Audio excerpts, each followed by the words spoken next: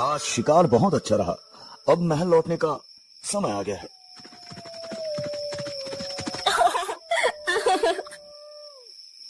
ये आवाज कहां से आ रही है? चलो देखते हैं।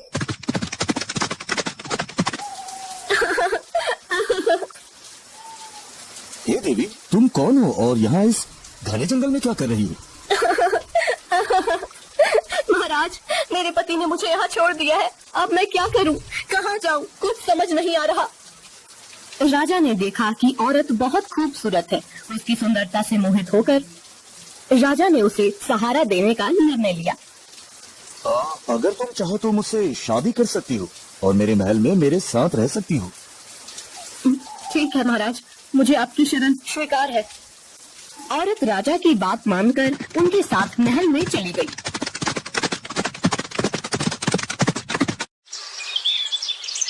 दोनों ने शादी कर ली। राजा वीरेंद्र की पहली पत्नी रानी सौम्या ने न चाहते हुए बड़ी मन से दोनों का महल में स्वागत किया। रानी सौम्या के दो पुत्र थे, राजकुमार आदित्य और राजकुमार धीरेन। वो दोनों बड़े ही चंचल थे, परंतु छोटी रानी सुष्मिता के महल में आने के बाद से दोनों चुप से रहने लगे। हमें कुछ ठीक नहीं लग रहा। कुछ दिनों से राजकुमार आदित्य और राजकुमार धीरेन कुछ चुप से रहने लगे हैं। अरे बड़ी महारानी, आप व्यर्थ में चिंतित हो रही हैं। राजकुमार ठीक हो जाएंगे। हम वैद्यराज जी को अभी संदेश भिजवाते हैं। जी महाराज, आप कह रहे हैं तो हम मान लेते हैं। राजवैद्य दोनों राजकुमारों का इलाज शुरू करते हैं, पर दोनों की प्रकृति में कोई सुधार नहीं होता। ऐसे ही दिन बीतते जा रहे थे। कुछ दिनों बाद राजा भी बीमार पड़ने लगे। दिन पर दिन उनकी तबीयत बिगड़ती जा रही थी। महाराज, हमने हर संभव इलाज किया, लेकिन आपकी तबीयत में कोई सुधार नहीं हो रहा है। ये आखिर मुझे क्या हो रहा है? जब कोई सुधार नहीं हुआ तो राजा ने मशहूर वैद्य महर्षि चरक जी से मिलने का निर्णय लिया।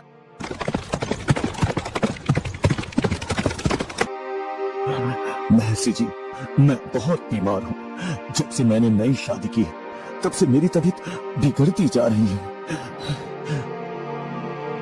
महाराज, क्या आप बता सकते हैं कि वो औरत आपको कहाँ मिली थी? महर्षि, वो मुझे जंगल में मिली थी जब मैं शिकार से लौट रहा था।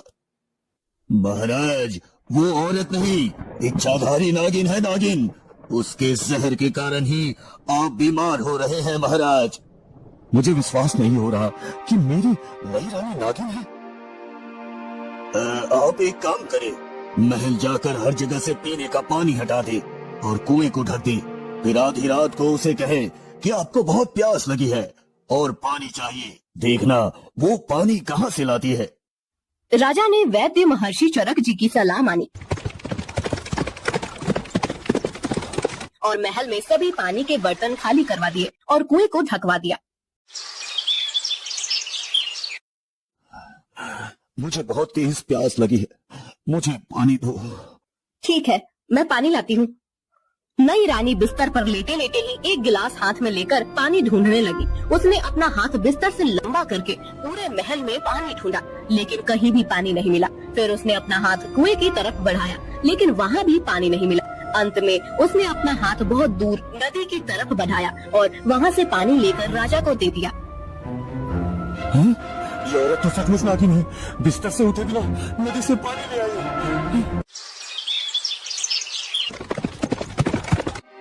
महर्षि जी, मुझे यकीन हो गया है कि वो औरत नहीं नागिन है। मुझे उससे बचाइए महर्षि जी, मुझे उससे बचाइए। महाराज, आज आप अपनी पहली पत्नी रानी सौम्या से कहे कि चलो समुद्र देखने चलते हैं। जब आप ऐसा कहेंगे तो नई रानी भी साथ चलने का जिद करेगी। फिर आप उसे भी साथ लीजिए। आगे का काम मैं देख लूंगा। राजा ने महर्षि चरक जी की बात मानी और महल लौटकर अपनी पहली रानी सौम्या से कहा, रानी सौम्या, चलो समुद्र देखने चलते हैं। मुझे भी समुद्र देखना है। हाँ ठीक है भाई, तुम भी चलो। अगले दिन सब समुद्र के पास पहुँचे। महर्षि चरक जी भी साथ में आए। सब लोग नाव में सवार होकर समुद्र में घूमने लगे।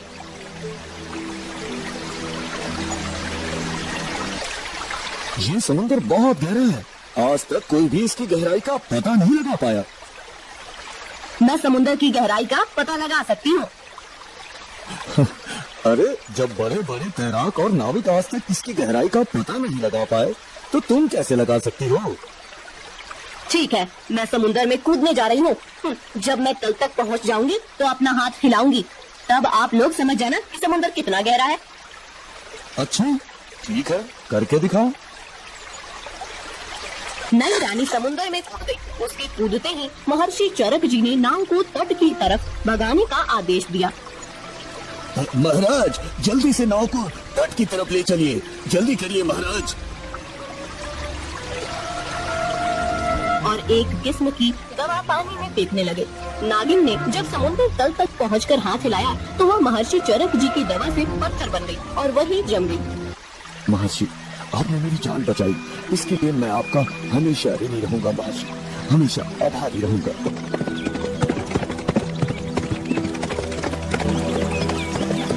राज्य में दोनों राजकुमारों की प्रकृति भी ठीक हो गई और राजा भी स्वस्थ हो गए। राजा ने महर्षि चरक जी को ढेर सारा इनाम दिया और अपनी दुल्हन रानी सौम्या और दोनों राजकुमारों के साथ हंसी खुशी रहने लगे। कहा जाता है कि वह नागिन आज भी समुद्र तल में अपना हाथ हिलाती रहती है। ओम नमः शिवाय, ओम नमः शिवाय, ओम नमः शिवाय। महल में इच्छाधारी के खात्मे के बाद हर कोई चैन की सांस ले रहा था, लेकिन महर्षि चरक जी के चेहरे पर चिंता की लकीरें गहरी होती जा रही थी। उनके मन में किसी अनहोनी का संकेत हो रहा था।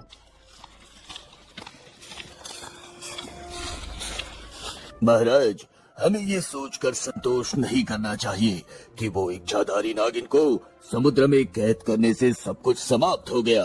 उसकी आत्मा इतनी सरलता से मिट नहीं सकती महाराज। क्या महर्षि आप क्या कहना चाहते हैं कि वो नागिन अभी भी हमारे बीच हो सकती है? हाँ महाराज, मैंने ध्यान लगाया था और मुझे आभास हुआ है कि उसकी शक्ति अभी भी इस भूमि पर विद्यमान है।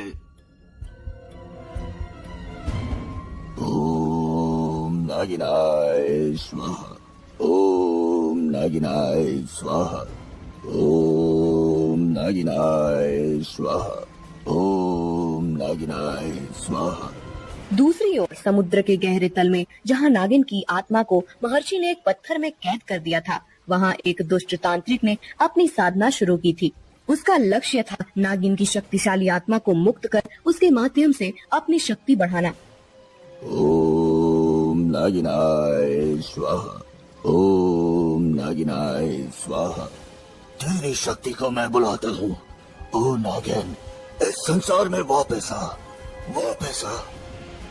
समुद्र की लहरें बढ़ने लगी। पानी में से एक तीव्र नीली रोशनी उभरने लगी। वह पत्थर जिसमें नागिन की आत्मा बंद थी धीरे धीरे फूटने लगा। अचानक एक भयंकर गर्जना के साथ नागिन पत्थर के बाहर आ गई। मैं मुक्त हो गई। इस संसार ने मुझसे जो लिया, अब मैं उसे वापस लूंगी। मैं तुम्हारी शक्ति के साथ इस दुनिया पर राज करूंगा, राज। तांत्रिक की योजना थी कि वह नागिन की शक्ति का उपयोग कर पूरे राज्य को अपने नियंत्रण में ले। ये तो संभव नहीं है तांत्रिक। नागिन ने अपनी कुटिलता से तांत्रिक को धोखा दिया। वह उसे मारकर उसके सारे जादू पर कब्जा कर लेती है। अब नागिन पहले से भी शक्तिशाली हो चुकी थी। कोई भी मेरी शक्तियों को नियंत्रित नहीं कर सकता। अब मैं अपना बदला पूरा करूंगी और उस राजा वीरेंद्र को तबाह करूंगी जिसने मुझे कैद किया था।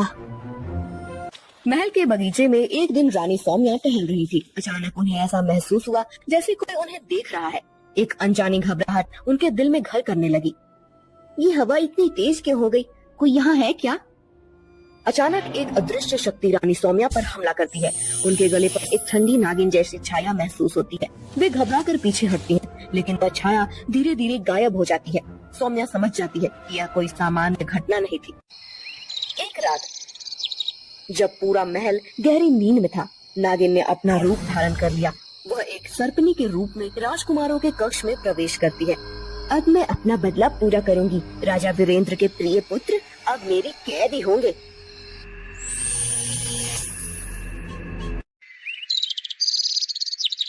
महल में कोई भी नहीं जान पाता कि दोनों राजकुमार गायब हो गए हैं। नागिन उन्हें जंगल के एक गहरे हिस्से में ले जाती है, जहाँ उसने पहले से ही एक खतरनाक योजना तैयार की थी। अगली सुबह महल में हड़कंप मच जाता है। आदित्य धीरेन कहाँ गए? पूरा महल छान मारो, ढूंढो उन्हें। महाराज, महारानी, दोनों राजकुमार अपने कक्ष में नहीं है और महल में भी कहीं नहीं मिल रहे। महाराज, मुझे डर है कि कहीं नागिन ने ही उन्हें न ले लिया हो।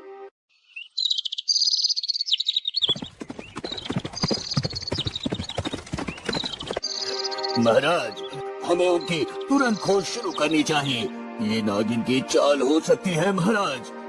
हाँ महर्षि, हमें उन्हें जल्द से जल्द खोज निकालना होगा।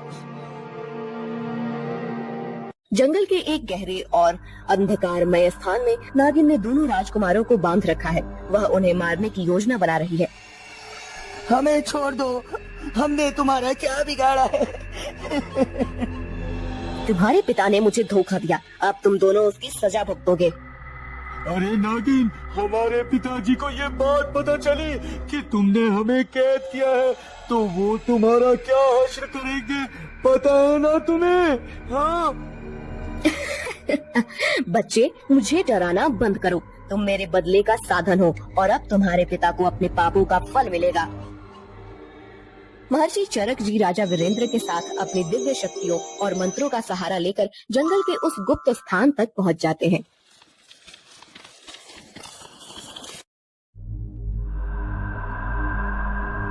ओम नमः शिवाय, ओम नमः शिवाय, ओम नमः शिवाय। हे देवों के देव महादेव, इस दुष्ट आत्मा को बांधो।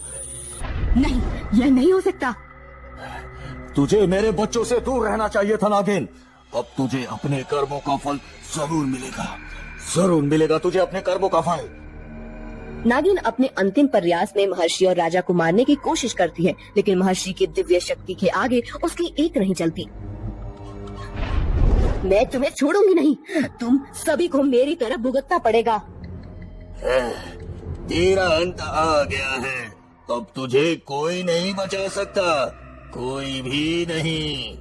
महर्षि चरक जी अपने मंत्र बल से नागिन को पूरी तरह से निष्क्रिय कर देते हैं। नागिन अपनी हार मान लेती है और विलाप करने लगती है। मैं तुम्हें छोड़ूंगी नहीं, तुम सभी को मेरी तरफ भुगतना पड़ेगा। महर्षि चरक जी उसे फिर से एक पत्थर में बंद कर देते हैं। नागिन के पत्थर में बदलने के बाद राजा वीरेंद्र और रानी सौम्या अपने दोनों पुत्रों को गले लगाते हैं। वे दोनों अब सुरक्षित हैं और उनकी आंखों में डर की जगह राहत है। पिताजी, हम बहुत डर गए थे पिताजी। अरे अरे धीरेन, अब सब ठीक है बेटा, अब तुम्हें कुछ नहीं होगा।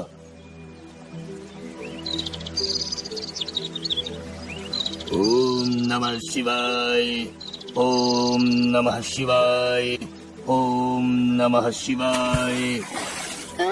मैं फिर से हार गई, लेकिन मेरी आत्मा हमेशा तुम्हारे पीछे रहेगी राजा वीरेंद्र। महाराज, अब ये दुष्ट आत्मा कभी भी किसी को नुकसान नहीं पहुंचा सकेगी। हाँ, हे महर्षि, आपने फिर से हमारी जान बचाई। मैं आपका ऋणी हूँ महर्षि, मैं आपका ऋणी हूँ।